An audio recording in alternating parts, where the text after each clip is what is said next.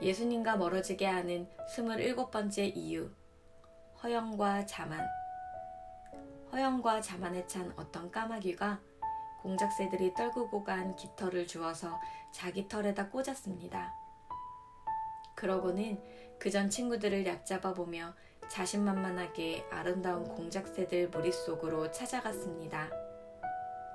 공작새들은 당장에 이 침입자를 간파하고 작은 까마귀의 그 빌려 꽂은 깃털을 뽑고 주둥이로 쪼면서 마구 쫓아냈습니다.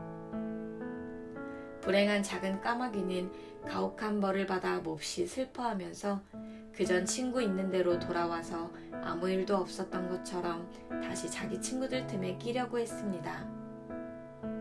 그러자 친구들은 이 작은 까마귀가 전에 얼마나 의시됐는가를 생각하고 큰 소리로 호통치면서 자기네 무리에서 쫓아내자 이 작은 까마귀가 바로 조금 전에 얕잡아 본 친구 하나가 이런 교훈을 들려주었습니다.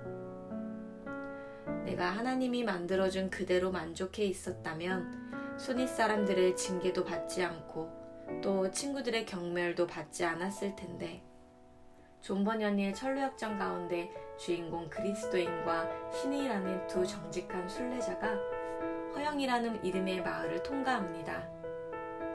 이 마을에 있는 모든 사람이 허영에 들떠있는 마을인데 이곳에는 허영의 시장이라는 시장이 있습니다.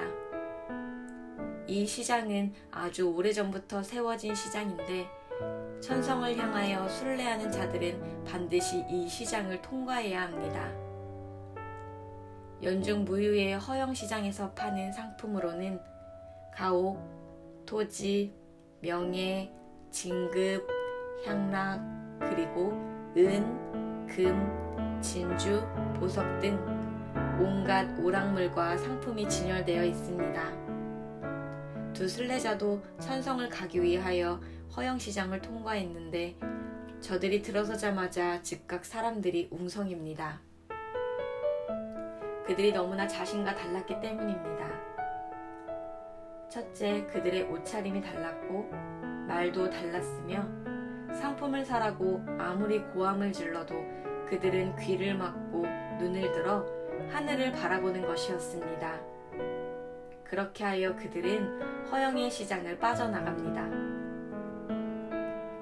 허영심은 우리의 자아를 보좌 위에 올려놓는 자아를 우상화하는 큰 죄입니다. 하나님이 우리의 삶에서 마땅히 차지하셔야 할 위치를 가로채는 모든 것이 우상입니다.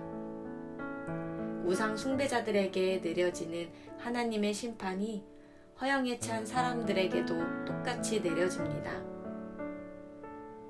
허영에 빠진 사람은 다른 사람들이 자신의 외모와 지성과 재능과 수완을 칭찬해 주기를 원합니다.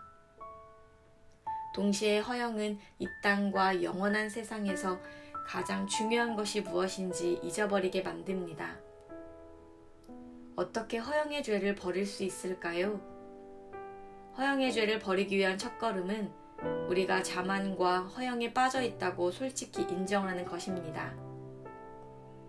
내가 남들보다 재능이나 매력이 더 있다 할지라도 내 마음속을 전부 들여다보시는 하나님의 눈에는 그런 것들이 아무 의미가 없다. 내 추한 욕심을 이루기 위해 그분에게서 멀리 떨어져 살아온 내 삶이 너무나 부끄럽다. 우리는 주님으로부터 안약을 사야 합니다.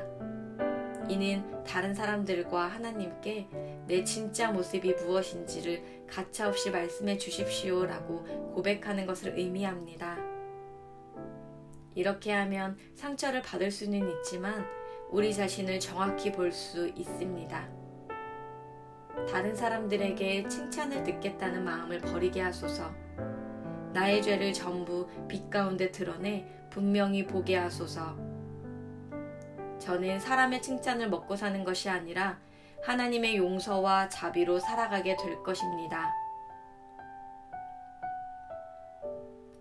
오늘 묵상을 가지고 함께 생각해 볼 내용입니다.